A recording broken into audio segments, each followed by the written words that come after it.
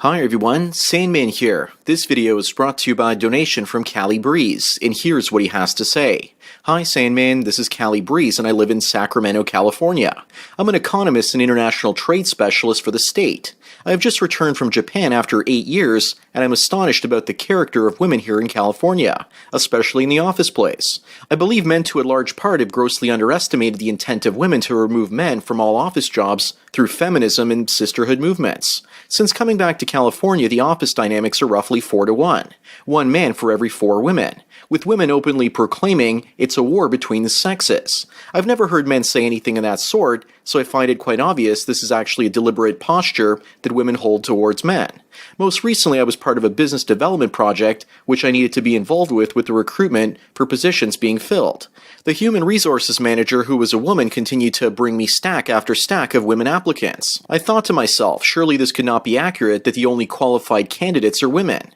With that, I began paying attention to those that had the HR divisions and suddenly became aware that 95% of human resources directors and managers in other state agency offices, as well as including the staff in those offices that I was in, were women. How could this be? I began to be concerned and started reaching out to my friends, both male and female, who I knew were actively looking for a job. I would ask them who was it that actually interviewed them, and 98% of the time in response, they would indicate that a woman had interviewed them first. Now it's become clear that the absence of men in the office place is not because they are outmatched. This is actually a deliberate result of women in human resources divisions targeting men for the exclusion of candidacy. I've also been noticing women message each other with things such as pass on and teach your sister the way. When I first saw that saying, I didn't know what it meant. Now months later, it's all become too clear. Now when I see women in packs or groups eating or walking during lunch, or that the vast majority of commuters in morning traffic are women, I now see them in a more accurate light for what they actually are, thanks to Mgtoad, women uniting against men. This is an urgent matter for all men. Women, it seems, are targeting human resources and staffing positions so they can control who is hired and who gets a paycheck. Here are some additional points to consider. A woman can make $60,000 to $80,000 a year as an HR manager. Human resources divisions are controlled by biased recruitment practices, as they are also managed by women. Men cannot find jobs because of sexist discrimination practices of women managing human resources divisions. Men need to actively approach the heads of their companies to point out the imbalance of human resources divisions in those companies. Men need to actually start actively looking out for each other and coming together for our lives, careers, because our futures depend on it. I believe women know this, and that the HR industry and thus recruitment mechanism is dominated by women and thus money. This is why networking has become so important in job hunting. It's a woman's socializing mechanism after all. Networking, it seems, is what they're good at. Instead of being hired or selected for a job based on aptitude and skill, now it's based on how well you gossip. Another feminized trait that is filtered partly by technology, but also because it suits a woman's thought process, is that most companies filter applicants only through keyword resume search programs, and I see this being feminized as well. I say that this function is feminized because men would rather meet face-to-face with prospects and read their work history versus making a snap decision on some keyboard as a discounting measure. Because of this feminist culture, companies are dysfunctional, less efficient, and as a result, less competitive. People are hired based on an in versus actually having the skills and competency. Because men are the creators of most businesses, I believe an effort should be made for Mgtoad to challenge presidents into monitoring their HR divisions to make sure that men are being hired equally and are being equal opportunity employers. If presidents were to become more active and more men were to be present in HR and directing roles of HR, I believe women's numbers in the workforce would become less. Men need to start taking legal action for this type of sexual discrimination against men. What you're doing is great work, Sandman. Well, Callie Breeze, thanks for your donation as well as your topic request. In the past, everything seemed to be alright so long as women were working as secretaries and admin staff. But now that the bulk of HR managers are women, it's increasingly women hiring other women for office jobs. You bring up a lot of valid points like men sticking out for each other, but you have to understand that men will never look after each other's futures because men are forever in competition with one another for a piece of the female sexual action. Also, the few men that stand up for men's rights are often mocked, ridiculed, and even shamed. Men are in some cases starting to take legal action with regards to losing jobs. I did a video recently about Yahoo Incorporated and its female hostile takeover that was basically running the company into the ground as a result, and how the company actually got bought out. The men in Yahoo were let go for no measurable standards, but based on how much their female managers actually like them. You also suggest that men can approach the heads of companies, but you obviously understand that security won't let them anywhere near the building, let alone the president or CEO's office. It's also incredibly hard for men to prove in a court of law that they've actually been discriminated against simply because they didn't get a call back for their resume. Perhaps men can send out two similar resumes to the same company, one as a male and one as a female, and see what happens. Better yet, maybe universities could divert some of their social studies money to do that as well. But good luck proving discrimination when female HR managers have plausible deniability. Callie Breeze, I think the culture shock you experienced from returning to the United States after 8 years in Japan shows me that you've returned to a country that you no longer recognize. You have to look at women taking over companies like a fire. They burn and consume everything in their path. There are 3 ways to handle a fire. First of all, you try and bring teams of highly trained people to put it out. In this case, that would be lawyers and social scientists to do the studies on it. The second option, which is just to let the fire burn itself out. By that I mean you just let companies filled with women go bankrupt and fail. That option isn't good for the United States, so the option that many companies are taking is number 3. That's the root of the gig economy and paying people based on productivity instead of just filling the seats. Increasingly, the jobs that men get while they're working in corporations are based on productivity, i.e. sales jobs where they only eat when they sell something and make a commission. Women get jobs that guarantee them a salary for keeping the seat warm. Those are the types of positions that they want. You're also right when you assume that women see men as the enemy or chief competitor. And they also seem to follow the mantra that the enemy of my enemy is my friend. But what happens when women's enemies in the workforce are defeated? What happens when all the men are gone? Then they turn on each other because they don't really like each other very much, and they try to steal each other's jobs then. Your observation that 80% of the office staff in your area is women is pretty much everywhere, including government offices and schools, where it was like that 15 years ago.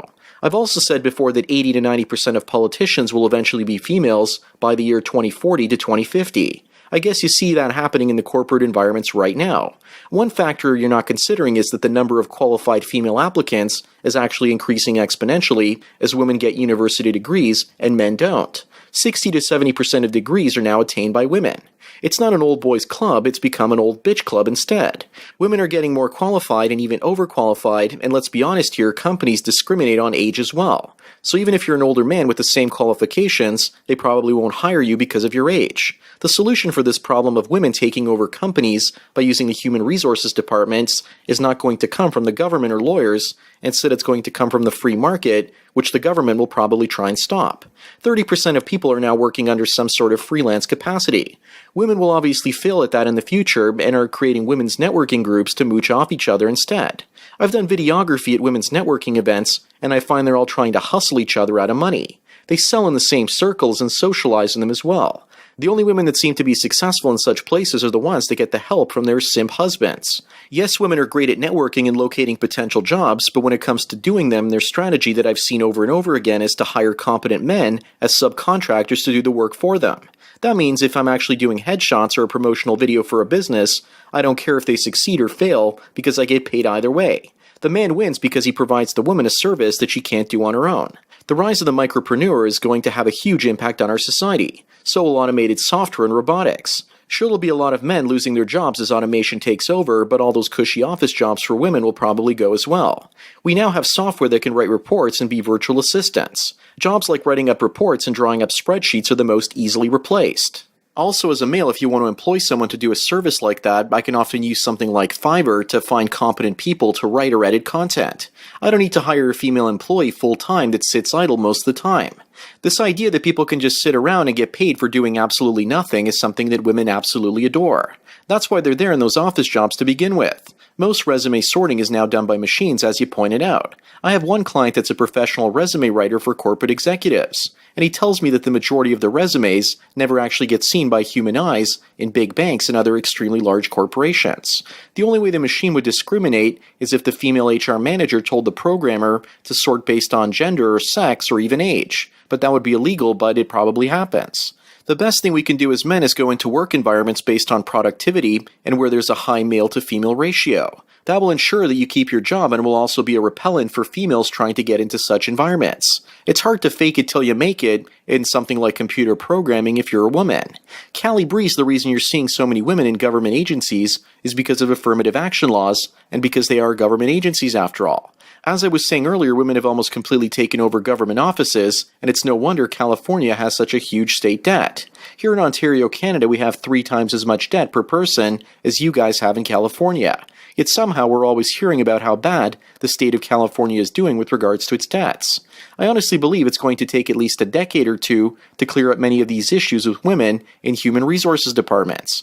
I believe we're about to see incredible productivity gains due to technology, and eventually the governments will have no choice but to automate more of their workforce, and that means that statistically, women are far more likely to lose their jobs this time around. In the past, with automation and robotics, it was mostly men that lost their factory jobs, while the service sector with women at the helm continues to grow and grow. I've also included a link in the description to a video discussing how automation can take almost 73% of customer service jobs and close to 40 to 50% of office jobs as well. If, as you say, 80% of employees at your office place are women, then I suspect the ratio will eventually come down to 2 women for every single man working in an office, because I bet the male positions are actually requiring some level of hard work and commitment. Just imagine if 50% of the female workforce in America, or maybe even more, was actually let go because of automation and technology. It'll become a race to the bottom to see who survives the coming economic wars. Here's a hint: it's not going to be women, because they usually spend themselves into oblivion and then rely upon a man to bail them out. Men will be too busy keeping their own heads above water to care about what women want at all. At least that's my prediction. Anyways, that's all I've got to say for today. Thanks again, Callie Breeze, for your donation, as well as your topic request. Also, don't forget to check out the Mgtoad mystery link, and please like this video. As for everyone else out there, please follow me on Twitter or like me on Facebook to get tomorrow's video today. Thanks for taking your daily dose of red pills. And remember, a red pill a day keeps the female hiring managers away. So enjoy the rest of your day, and cheers.